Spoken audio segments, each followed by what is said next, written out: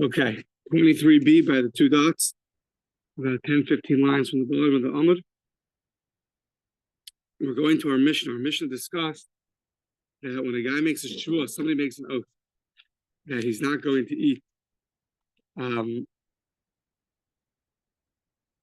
He's not going to eat. And then he eats things that are not fitting to be eaten. He's exempt because those were not included in his original oath. Yet the next line of the Mishnah tells us that what? That if a person says, I'm not going to eat, he makes an oath, I'm not going to eat.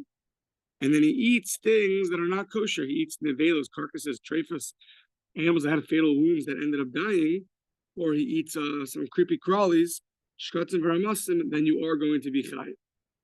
The Gemara is going to be very bothered with this internal contradiction. To that, it's going to give a number of answers. So, says the Gemara, Haguf Akasha. This itself is an internal contradiction. Why? You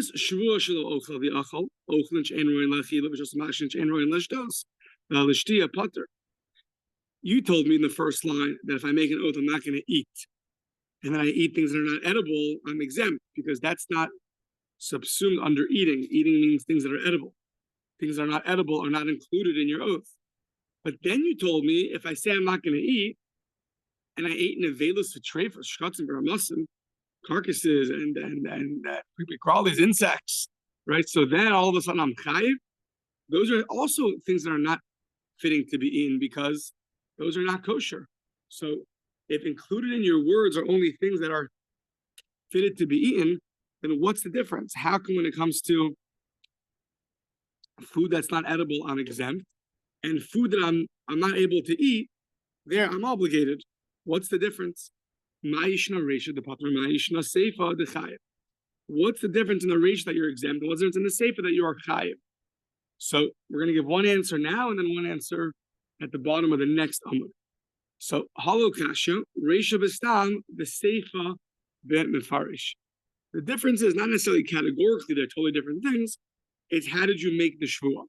So reisha, which is talking about not edible foods, you said stam. You said I'm not eating. So when you say stam, I'm not eating, so foods, things that are not edible, are not going to be included in that. That's why you are exempt.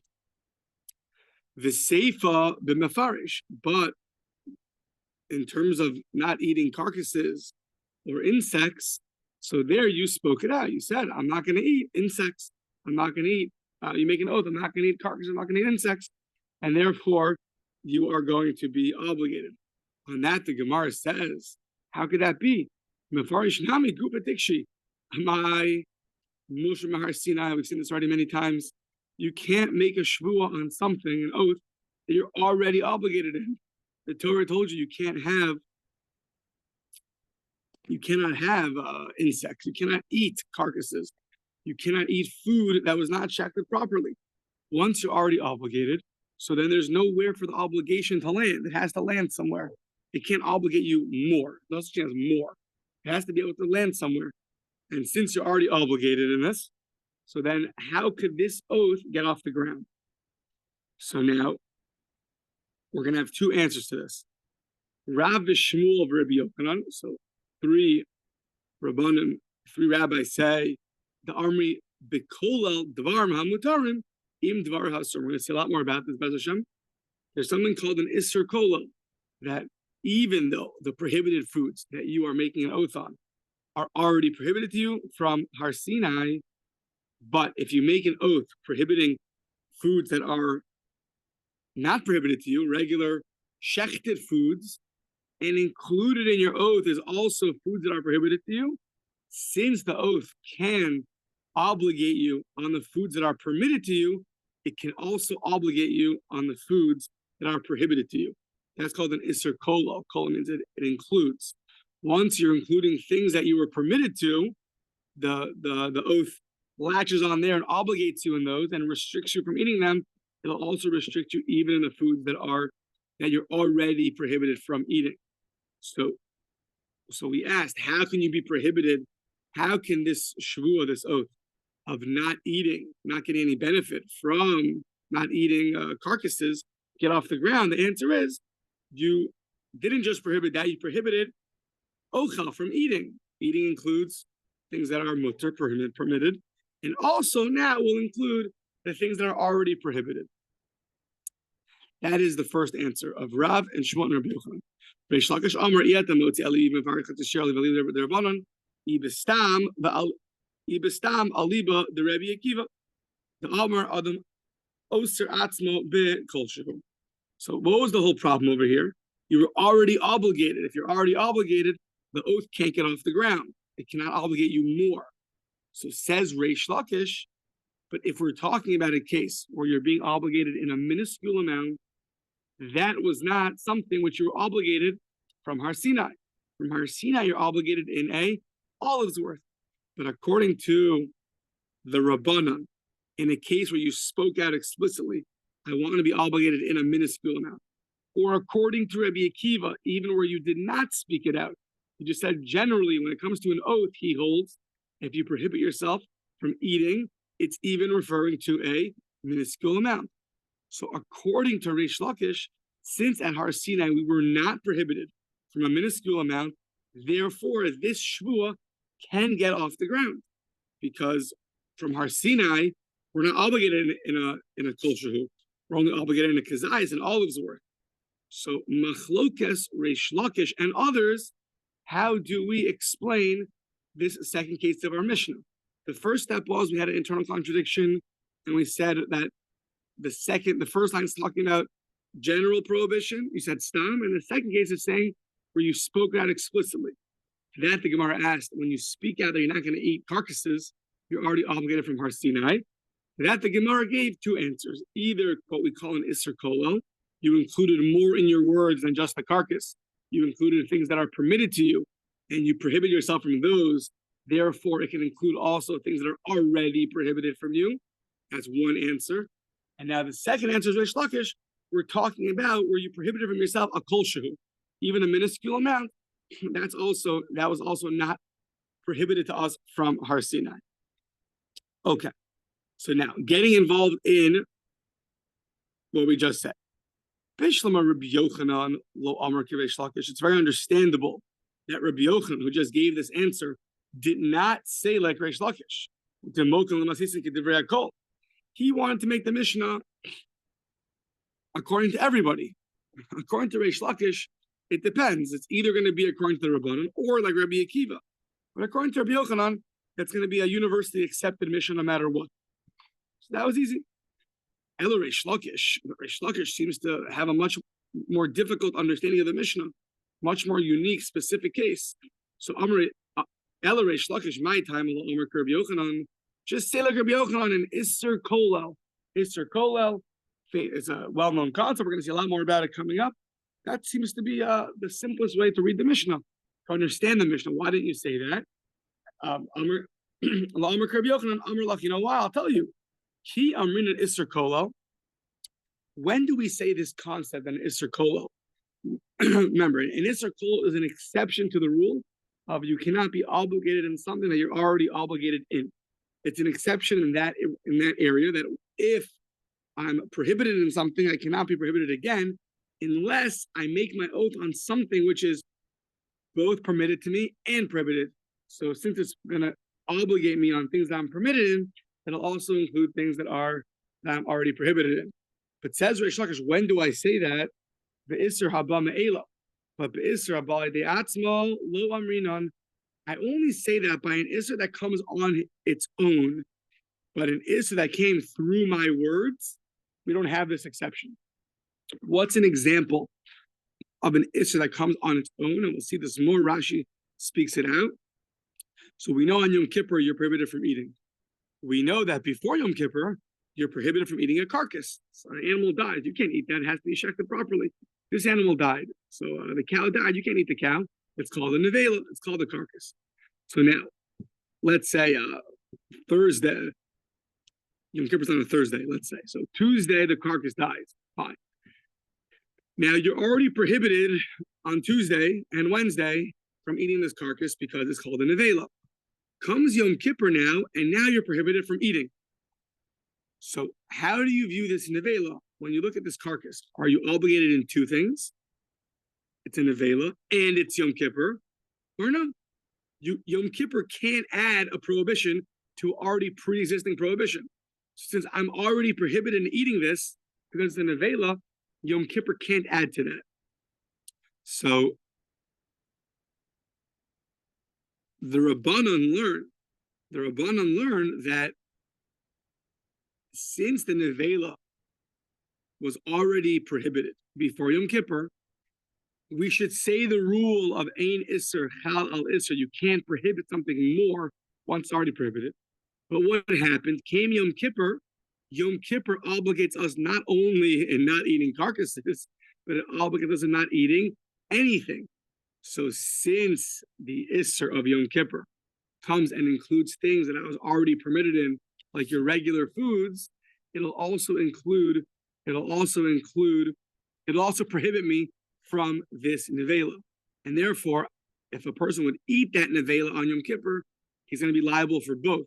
For one, eating on Yom Kippur, and two, eating the nevela. Because we have an exception to the rule that you can't be prohibited twice over, and that's called an Isser Kollel. The difference is, though, the nevela that happened on its own, the animal died in Yom Kippur it wasn't through my words. Says Reish Lakish, I only applied this exception to a case that was on its own, like Yom Kippur and a nevela.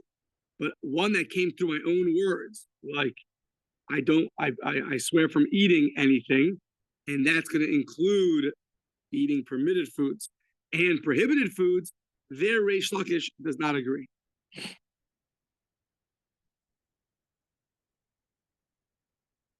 Yeah.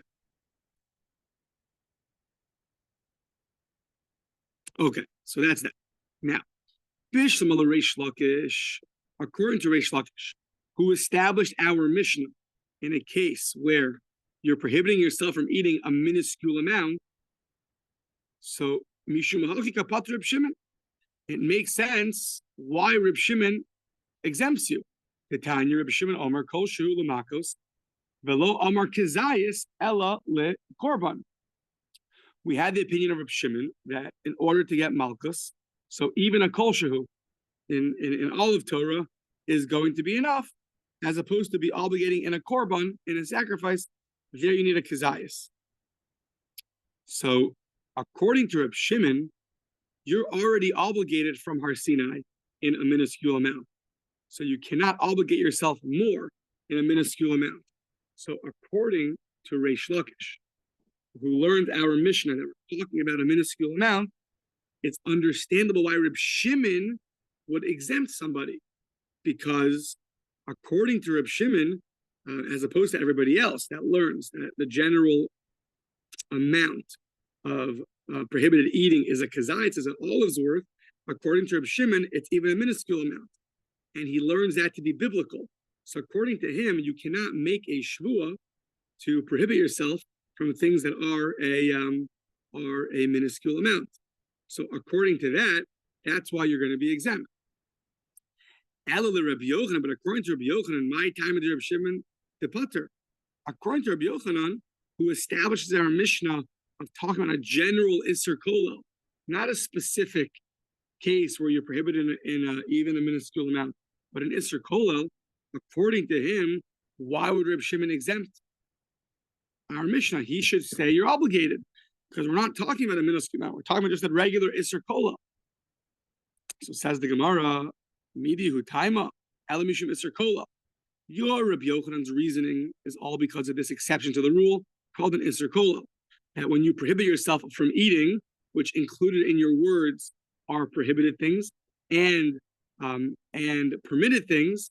So even though you're already prohibited from a number of foods, since your oath will obligate you on the permitted items, it'll also obligate you on the prohibited items. So that's why you held of that. So what are you asking? Why Reb Shimon exempts you?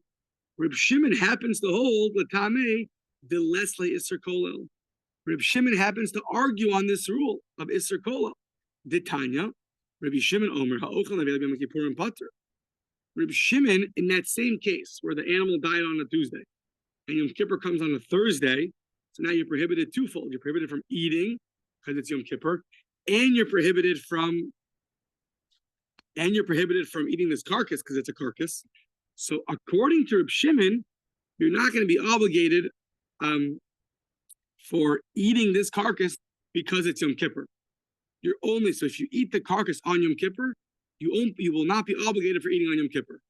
You'll be obligated only for the fact that it's a carcass, because Yom Kippur can't come and obligate something which is already prohibited to you. Even though Yom Kippur is not only prohibiting prohibited things, it's prohibited even permitted items. But Rabbi Shimon argues on this idea of an Isser Kola. So therefore, you can't ask on Rabbi Shimon, why do you exempt our case in the Mishnah?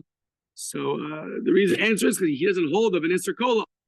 If he doesn't hold of the Isser Kola, of a prohibition that can that once it obligates you in things that you're already permitted in, it can include even the things that you're prohibited in. So therefore, it's not a question why he holds in the case of our Mishnah, you'll be exempt. It's very understandable. Okay. Now, so we're going to see in a little while that there's a rule by Shavuos that's called la v'hein, meaning the Torah says that you're liable for a shvua l'hara u'lehetiv, something which is in the negative and in the positive. Meaning, you have to be obligated in the shvua, you have to be able to make it in the negative, I will not eat, and in the positive, I will eat. So I will not eat the pizza, I will eat the pizza. That's a case of la v'hein. You're able to prohibit yourself in the negative, you're able to obligate yourself in the positive.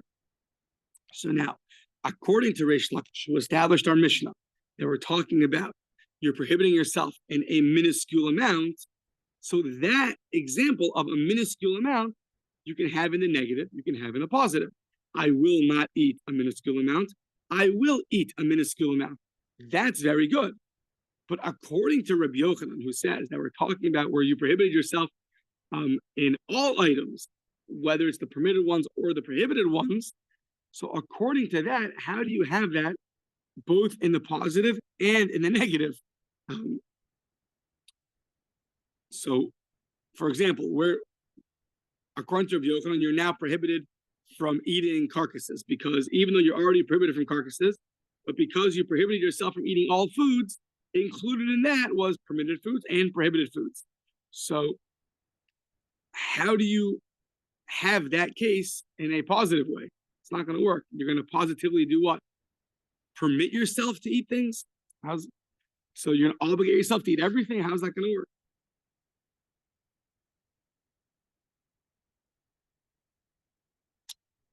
According to Rabbi Yochanan,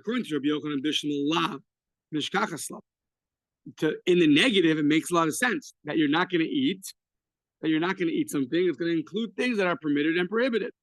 But Elahain, how are you going to do it? I'm going to eat carcasses. You can't do that. You can't say I'm going to eat carcasses, right? When it comes to prohibiting yourself from carcasses, we found a case. It's called Isser Kola. You can prohibit yourself from things that are already permitted, and included in that are things that are prohibited also, like I'm not going to eat anything today. So then that's a way to obligate yourself in carcasses. But how do you find that same thing in the positive? I will eat carcasses? You can't do that, because that's against the Torah.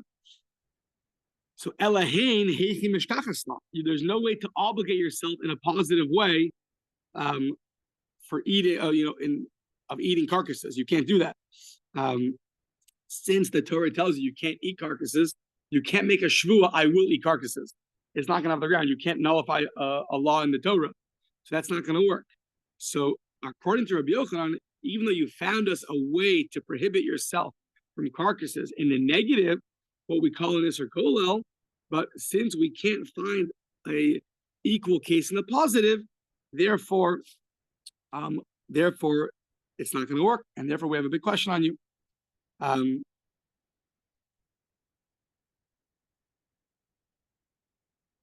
To that we say, you're right. Let's go back. We had an internal contradiction. The internal contradiction was that the first line of our Mishnah said, I'm not going to eat. And I'm not going to eat. And we said, if you ate something which is not edible, you are going to be exempt. The second line of the Mishnah said, I'm not going to eat. And yet, if you ate things that are not kosher, you are going to be liable.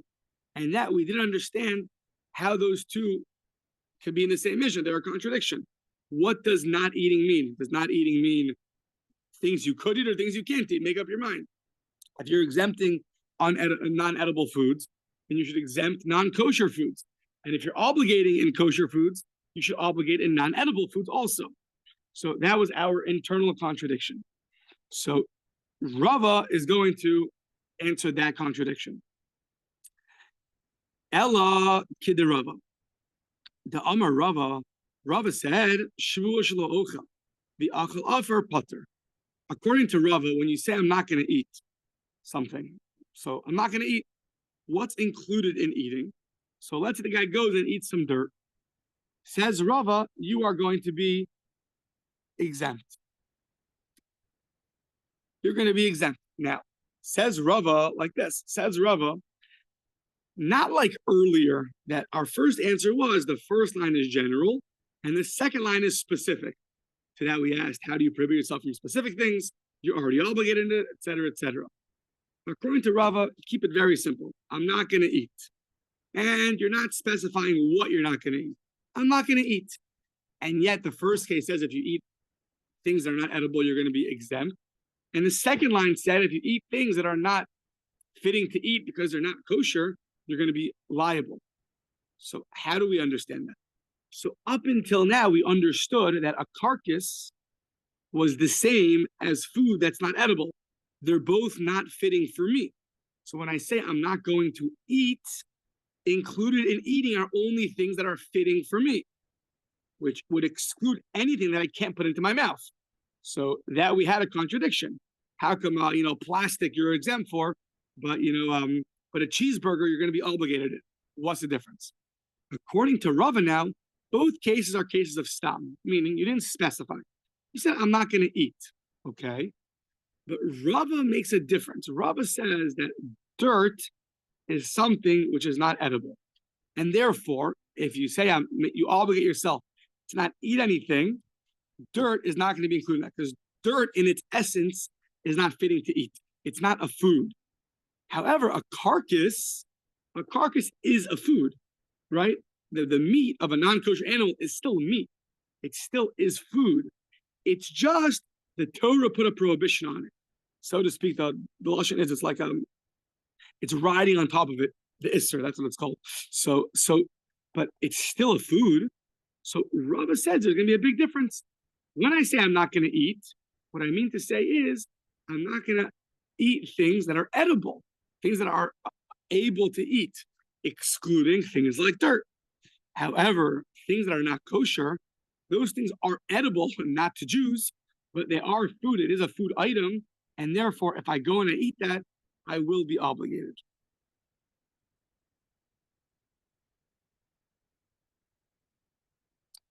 Yeah, just 1 second.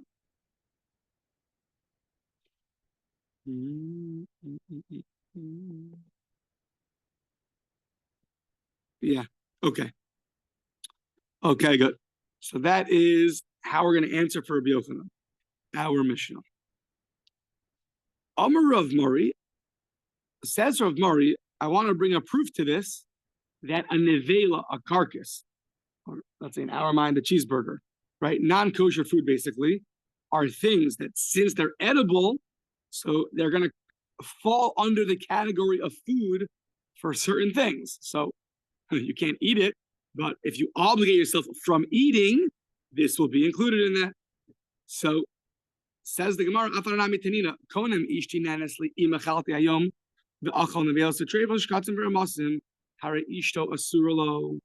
a guy prohibits his wife. He doesn't get any pleasure from his wife, no benefit whatsoever from her, on condition that he eats today. That's his condition. On the condition that he eats today, he wants to be prohibited from his wife. So what does he do? He goes and he eats a carcass, a treifa, insects. What's the halacha? Hare ishto asurlo. His wife is now prohibited to him. So what do you see? He said, I'm not going to eat. Included in eating, apparently, is non-kosher food. Nevelos, treifos, shkatim, v'ramasim. Because if it was not included, then you never be obligated. So So that should be a good support to what we just said. Says the Gemara, no, Haki Hashta, that's not similar at all. Hasam came in the Mikara Achel B'Chadar Ishtabale Chashuve Achsheve Ela Hacha Mi Achsheve. The Gemara makes an interesting distinction. It says over there you said you're not going to eat, and if you eat, you'll be prohibited to her. So originally you ate, and then you became prohibited to her. So the Gemara says basically, when you said in the event that I eat, I'm going to be prohibited to her, it sounds like it's extremely subjective. So when you went to eat the carcass, you gave it importance. You considered that something which was included in your oath. So since you gave it importance, you were not disgusted by it, you went and you ate it. So in that case, for you, that's considered eating. But Ela Hacha Mi Aksha, but in our case, you just made a general oath, I'm not going to eat. Generally, I'm not going to eat does not include things that are not edible. In that case, you yourself showed us that you valued that food by eating it and then having her prohibited onto you. So that's going to be an exception. But in general, if you just made a shua, I'm not going to eat, so then we're not going to give importance to carcasses and insects, and therefore,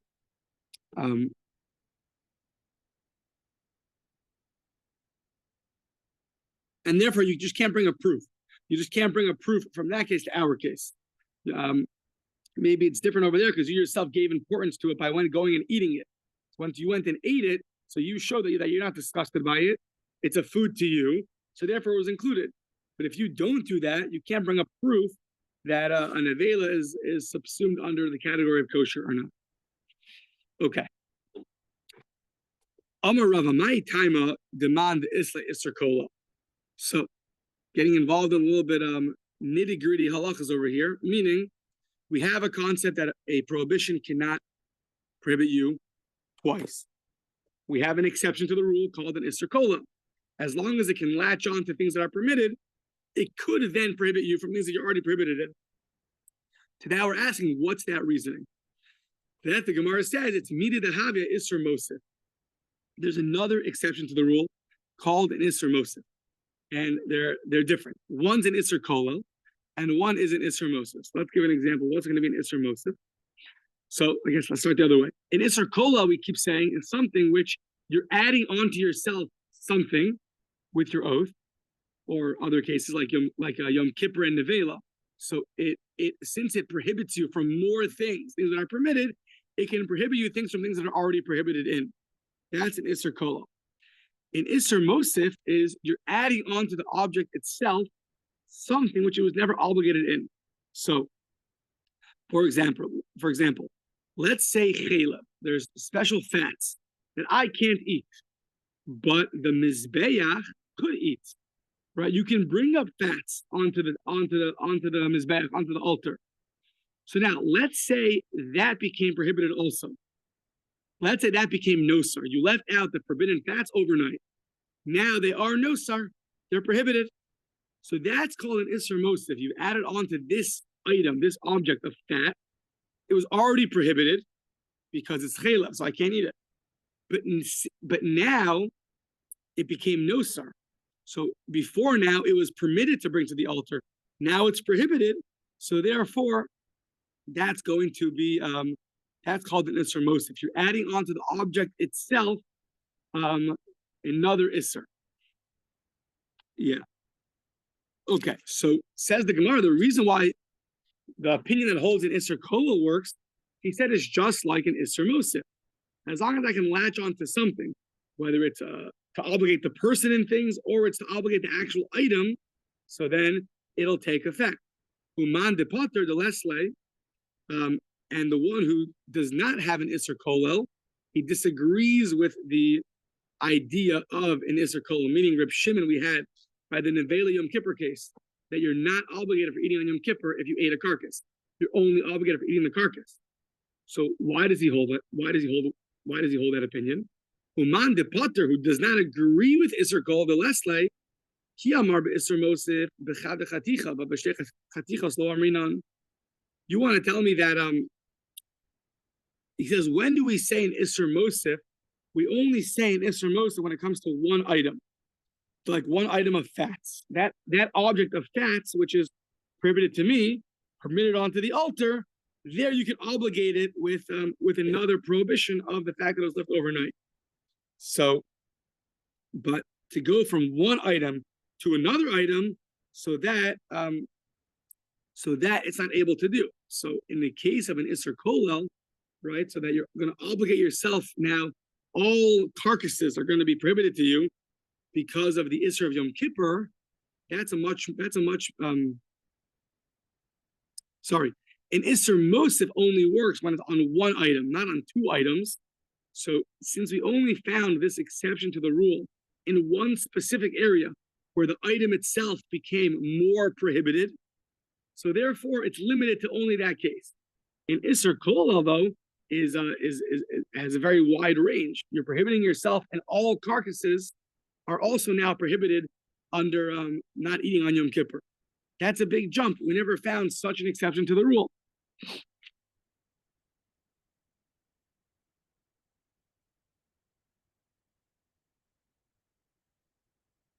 Yeah. So therefore, the opinion that that's why the opinion of Isser Kollel doesn't hold water, because if the whole thing is based off of the Isser Mosif, when you add on a prohibition to an item, we see that even though it's already prohibited, you can add on a prohibition, but it's a very limited situation. It's only it's on the item itself, not any more general than that. So to extend that to an Isser Kollel would be a novelty, and the Reb Shimon doesn't hold of that novelty.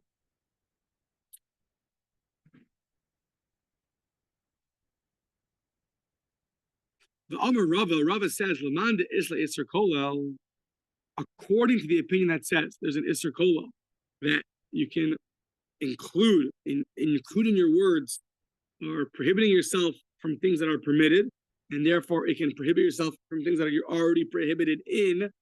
So Amar Shavua Shelo Ochel Te'enim, you make a oath that you're not going to eat any figs. The Chazar Amar Shavua Shelo Ochel Te'enim Va'anavim, and now you made a Shavua, an oath, that you're not going to eat any figs and grapes. So migo de chayil anavim, chayil nami te'enim. So you see, it's on two different objects, right? Once I'm prohibited in the te'enim, once I'm prohibited in the anavim, in the grapes, I'm also now going to be prohibited again in the te'enim. Even though I'm already prohibited in the figs, I can't prohibit myself twice, but since included in my words is the prohibition on grapes, so included also is the prohibition on figs. Says the Gemara, obviously, yeah, that's the classic example of an Isser Kollel. You included more in your words, things that are also permitted, and therefore it'll take effect even on things that you're already prohibited in. Says the Gemara, Pshita, that's obvious.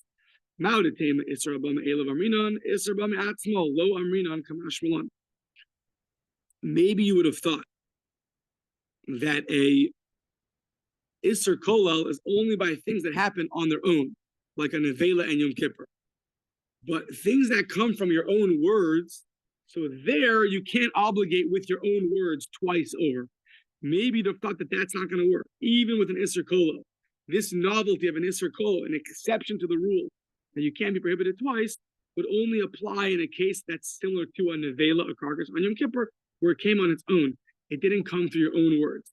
To create two prohibitions on yourself, you could have thought that that was too much of a novelty.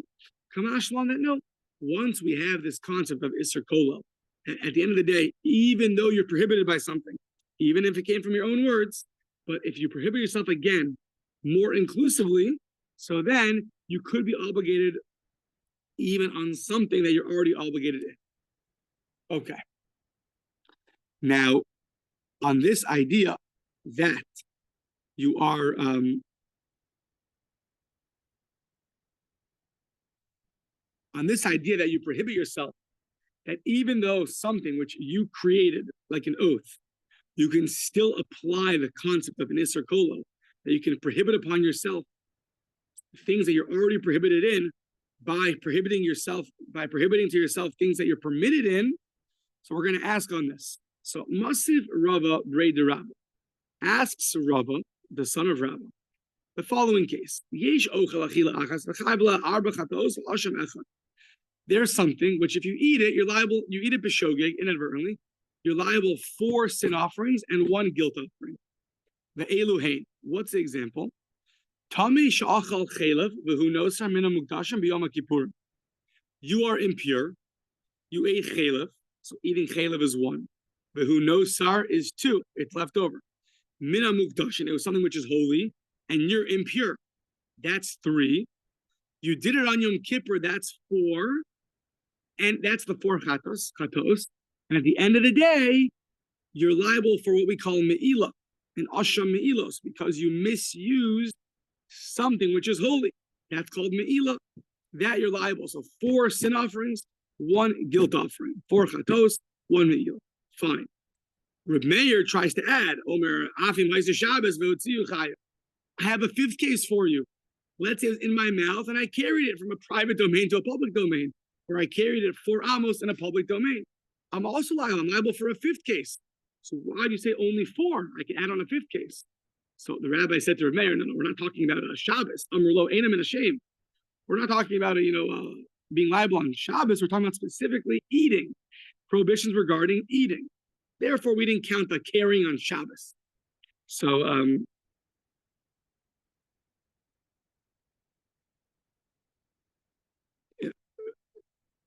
Machlokas over here, Rashi points out that why we're not mentioning carrying, because according to one opinion, you're not liable for carrying on Yom Kippur. It's interesting. Tosa says that was rejected. That there's no such thing. What do you mean that you're not liable for carrying on Yom Kippur? Someone said that, but they got rejected. So we just chose. So that's interesting. Okay. So, but at the end of the day, we're not talking about carrying. Fine. Now, the im isa, if it's true that you could be liable, and Isser Kollel, even by means of things that were created by your own mouth, not a case of a nevela, a carcass in Yom Kippurim, it happened on its own, but your own mouth created the prohibition. If im isa, if you're right, mishkakas, a 5th one. Like what? If you add on to these 4, the guy makes on Yom Kippur, he makes the shvua, I'm not going to eat now tamarim v'chelev. I'm not going to eat dates and forbidden fats. So migo de chayla tamarim, chayla nami achelev. Since it's going to latch on to tamarim, you'll also be prohibited from eating chelev. I'm just bothered by how do you do this on Yom Kippur? Prohibit yourself from eating dates. You can't eat dates on Yom Kippur anyways. I'm not sure. One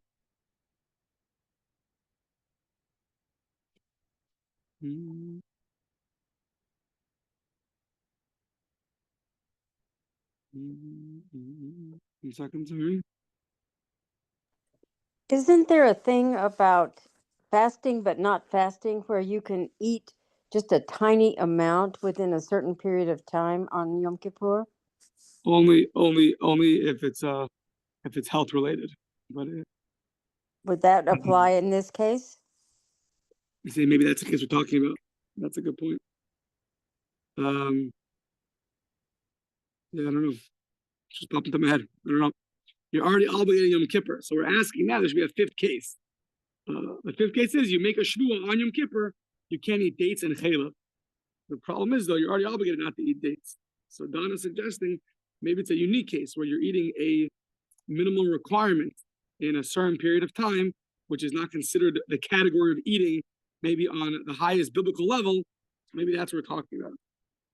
I mean, someone should have spoken that out. If that's a real, yeah. But Donna, very good. I don't know. I have to look it up. But either way, we're asking if you're right that even things that are, even prohibitions that are created from your own words, you can apply this rule of an Isser Kollel. And I found you a 5th case. To that the Gemara says,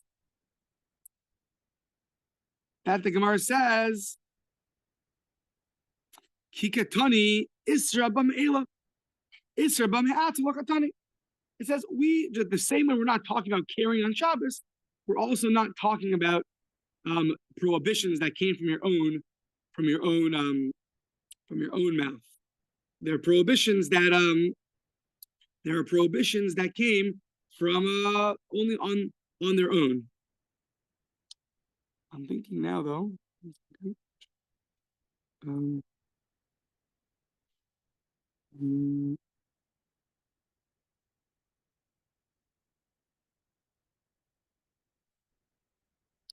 Yeah, I'm thinking now. Maybe my question is not a question because why? Because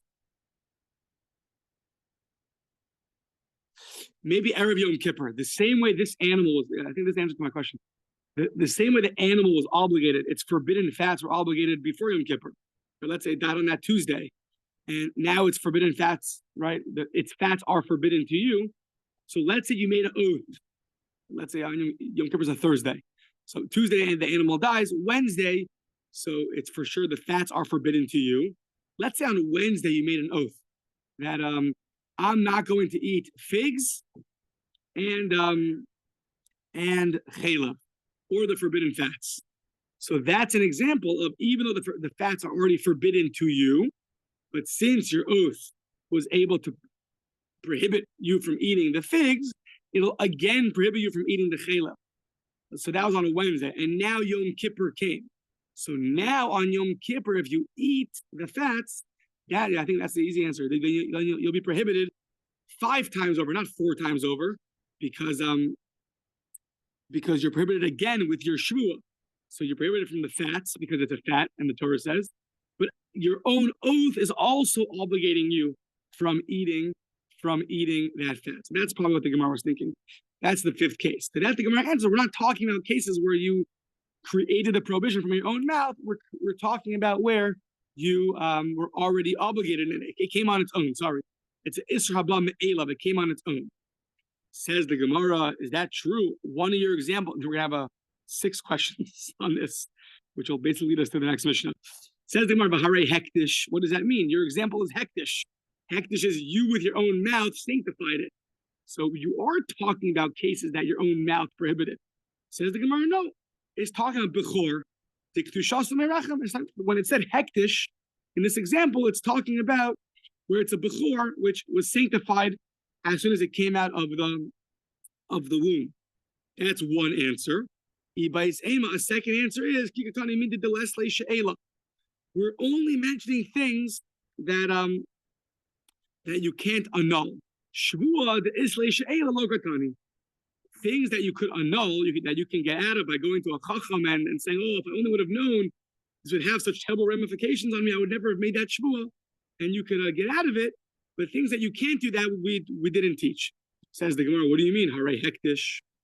Hektish, you make an animal holy. You can go to a chacham, and in certain situations, you can undo that hektish, undo that kedusha. So says the Gemara, okay, but how meaning the bechor? A bechor, the firstborn, that is something which you can't undo because it's innately already holy. That didn't happen from your own mouth. That's one answer. Or ibais em and kikatani korban kavua. Korban olav yorei lokatani. When we're talking about sacrifices, we're talking about only sacrifices that are kavua, regular sacrifices. Our sacrifice for violating an oath is called a variable offering because it varies. It's a korban olav yorei. Depends on your financial status. Those kinds of korbanos we didn't mention. So that's why we didn't mention the case of a shvuah that's why we didn't mention the case of a shvuah. Says the Gemara, what does that mean? Haray tamish achles a hektish. You gave an example of a person who's impure eating something holy. What's the prohibition? That we learned already extensively in the beginning of shvuas is you bring a korban olav yorei. So you are talking about variable offerings. So says the Gemara, Benasi Rabbi Eliezer, we're talking about a Nasi, the head of the Jewish people. So when he is impure and eats this, he brings a different offering according to the opinion of Rabbi Eliezer. The Amar, Nasi made the Seir. He brings a Seir. I was confused. It's a goat. Yeah, a goat. Okay, so okay, so yes, therefore, it's a goat. Okay, good, thank you. So, according to Rabbi Eliezer, you are not going to bring a korban. You will not bring a variable offering And that's what this case is talking about. Rav Ashi suggests, but the Mida the Chayla Kishir, Shirua the Chayla Apakas Mikishir Lokatani. We're talking about cases that have a normal measurement. A Shavua can even obligate you in things that are less than the normal olive size measurement, even a minuscule amount. Those cases we didn't teach. I hare hektish. Hektish, you can be obligated for the most minuscule amount. Says the Gemara, no. Haba'in and Sheva Pruta. It has its own minimal amount of Sheva Pruta. So that is its amount. So it's not really a minimal versus maximum. That is its amount, is a Sheva Pruta. One more of Rashi Ma'avir, Rashi from the town of Avira, Amar Abzer, Kikatani, Zedono Karis. Zedono Lav, Lokatani. We're talking about cases where if you were to do it advertently, so you'd be liable Karis. But Zedono Lav, just if you do it advertently, and you're only obligated in a regular do not do, a regular negative prohibition, that we didn't teach. Hi, Bahare Asham. You taught a case of an Asham, the guilt offering you brought for misusing Hektish. That's if you were to do that advertently, it would just be a lav. It wouldn't be kares. Tizidono lav vikatani. So says the Gemara, yeah, but when I said we're talking about things that if you do it advertently, it gets you kares, that was referring to the sin offerings. The 4 sin offerings, all of them, if you were to do it advertently, then you'd be obligated, then you'd be liable for kares. The guilt offering is something else. Okay, I guess we'll stop here.